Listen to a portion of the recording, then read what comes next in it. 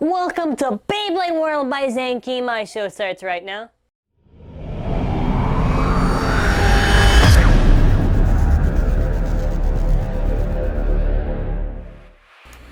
On today's Beyblade show, it's going to be more of an educational-esque video. So you can see right in front of us right here, we have the Beyblade Burst Hasbro instructions. It's sort of like instructions to help people out, you know, rules and such other things as that. And for anyone that might have any troubles, not understanding it, or maybe would like to know what the rules are and stuff like that, we're just here to help and address it. So far Hasbro has released these two stadiums, which is the sort of square stadium and the triangle-based stadium. And there's also the launchers to release, and you can see they just have it all there in like 4 different languages, you know, of course. So it basically just starts off, you know, the usual how to like set up with launching. You grab your ripcord, you put the ripcord in, you put the bait, you put it on there, and then after you twist it, and then you can see for step number 4, you aim it at the stadium, and you can see how they're actually holding the ripcord and how they're aiming at the stadium. And then after they just, you know, let it rip for number 6, you know, they pull the ripcord. And for this, there's about 3 ways to win.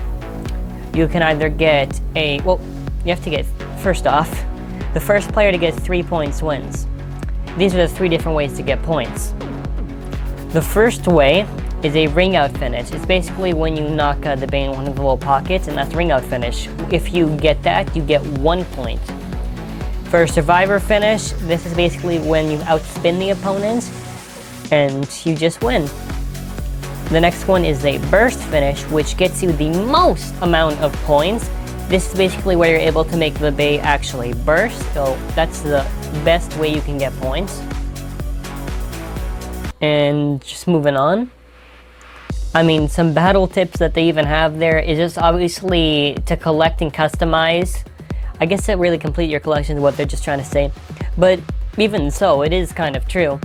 The more bursts you have, the more cool combinations that you can make, and the more possibilities that you can have to actually winning. So it basically kind of just breaks down it. So collect, you can expand your strategy options and battle text by increasing your Beyblade Burst collection. And yeah, that is true. The more parts that you have, the more different strategies that you can make with the parts that you have. Customize, basically this is just talking about how the energy layers forges performance tips, how you're able to swap it with other burst bays, and there'll be more parts for you to customize. Compete.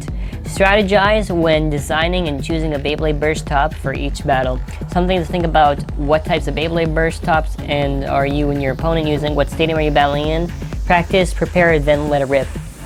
So they still do have the focus of the competition in this, you know, about competing. And that's not really the main highlight at the moment, as far as I know, at least with the packaging. But this is kind of cool because they indicate the person of what they can do. And this applies to really almost anything when it comes to Beyblade. You know, what bay that you're using, what bay that your opponent is using, or what stadium that you're doing it in. And I mean, yeah. And something I like just to address, since you just told me right now, a few of the battles that we are doing right now is in the blue stadium. We might just do one with the yellow one just so we can actually do one. But as of like for future battles, we want to use the Takaratomi stadium because there's more potential, and the stadium is much more wider compared to it. Like the diameter of the stadium is much more wider compared to the Hasbro. And it's not that I don't hate the stadiums. The battles are incredibly short with these stadiums, like even shorter than if it were a Takaratomi battle. So we just feel if we were to use Takaratomi stadiums, even like a wide base stadium, whatever the case may be, there's lots more potential for stuff like that. And I mean, that's pretty much it. Last few things covered. Do explain how to assemble the bay in case you do not know. There's the energy layer, forge disc, performance tip. You put the performance tip on the forge disc, you make sure it's on there. Then you put the energy layer and you twist and you lock it in. And of course, it leaves a note that to lock the forge disc, you have to firmly get in the energy layer. And I mean, you can't really, in a way, you do lock it, but you basically just like slide the bay. There's like no actual clicks. It's pretty easy for the bay to actually burst. But I just mean, yeah, that's pretty much everything. This was again just an educational video, also sort of a mini announcement explaining how battles are going to work for Hasbro Beys from now on. Because before we compared to like Takaratomi, we did battles in like the Hasbro Stadium.